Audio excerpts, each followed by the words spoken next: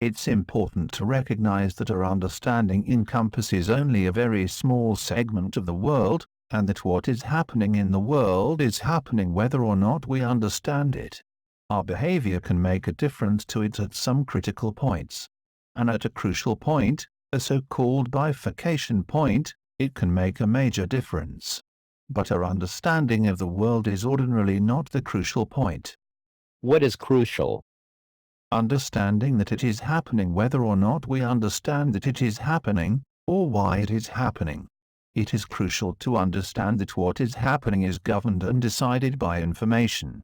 Information is basic to the world. This cosmically decisive information is what physicists describe as superinformation. This is the information that is expressed in and governs all things in the universe. We can call this a divine orientation, or we can ascribe it to the laws of nature. Do explain, please. These laws are the fundamental regularities, the intelligence behind matter. There is a buildup of atomic structures that creates molecular structures, which create cellular structures and biological and then macro-dimensional cosmological structures. Something is building up in the universe in a non-random way. The question is, can we recognize it, and can we align ourselves with it? The answer is yes, because the orientation, the superinformation, that guides the processes is not outside, but inside us. That strikes a chord in me that I feel very motivated by. Namely, going back to the dialectic that I referenced, the polarities in the human experience, and also going back to the beginning of this conversation about your home. Now we have the inside and we have the outside. We have the indwelling, the inner being, and the outer experience. It's fundamental to every science, it's fundamental to medicine, to all inquiry, to thought, to reflection, to apperception, the perception of perception.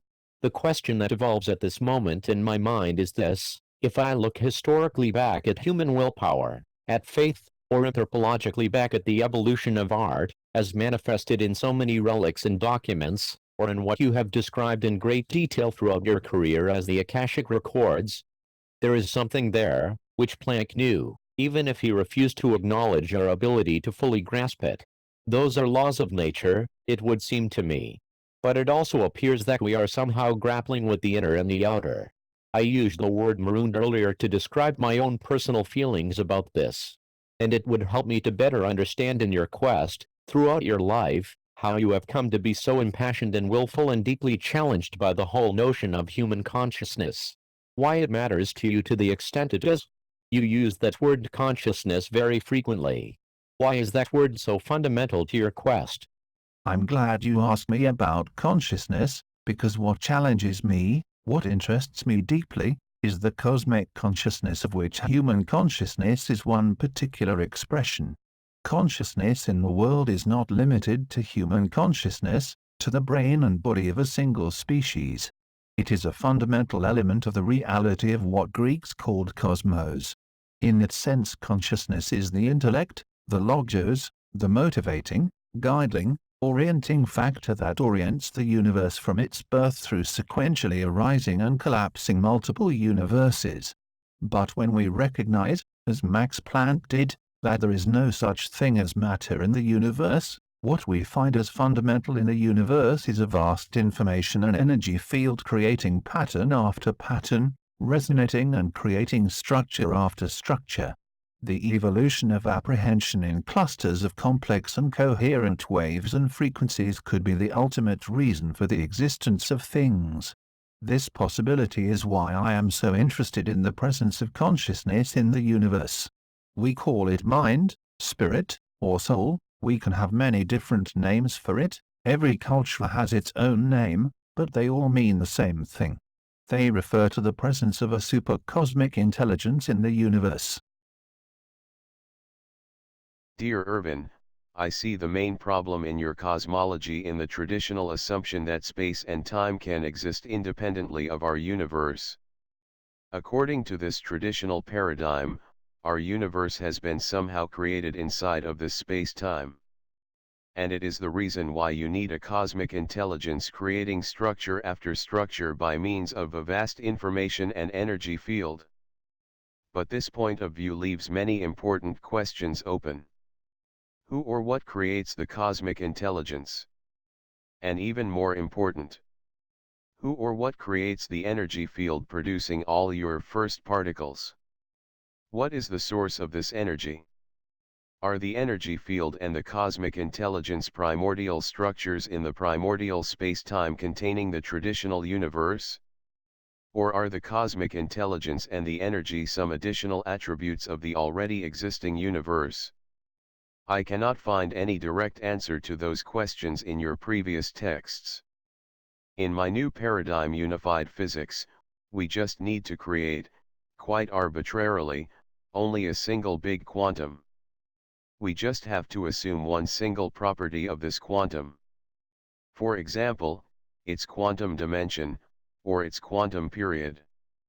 This single quantum defines already by its unified definition all remaining physical characteristics of our emerging universe, including its size, its period of existence, and its energy. Our primordial creativeness has been defined as the universal creative potential. The single law of nature in the new paradigm is the energy transfer. And the cosmic intelligence is in our paradigm replaced by the single cosmic quantum number defining the cosmic hierarchy, our single principle of the creating structure after structure. And as commented earlier, in our new paradigm, life is not a mysterious product of the inanimate matter. Life emerges from the universal level of the quantum spectrum simultaneously with the inanimate matter. All quanta larger than the universal size of membranes of 5 nanometers are quanta of the living world. They include tissue quanta, nerve quanta, brain quanta, and superbrain quanta. All quanta smaller than the universal size of 5 nanometers are quanta of the non-living world. They are molecules, atoms, atomic nuclei, and quarks. The non-living quanta are building up the cosmic hierarchy of our solar system, the necessary stage for life on our Earth. It is necessary to have such a huge cosmic hierarchy in order to make the evolution of life on Earth possible. But, as we discussed previously, this condition alone is not sufficient for the evolution to human beings. Without the destruction of the proto-solar system, and the collision between proto-Mars and proto-Earth, we would be still living today on the level of bacteria. Dear Ervin, the second problem in your thinking I see in the used nomenclature referring to consciousness. You have just explained why you are considering the presence of consciousness in the universe. It should refer to the presence of a supercosmic intelligence in the universe. At that point you have said that we call it mind, spirit, or soul, and that every culture has its own name for it, but they all mean the same thing.